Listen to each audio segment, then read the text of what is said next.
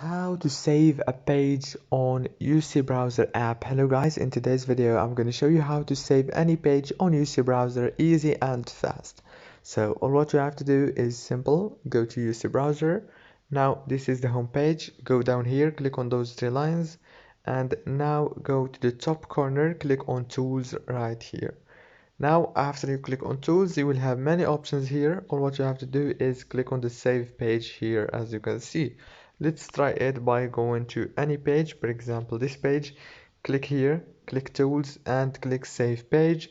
Click allow so UC browser can access photos and save it there. Very easy and fast. If this video was helpful, please don't forget to like and subscribe.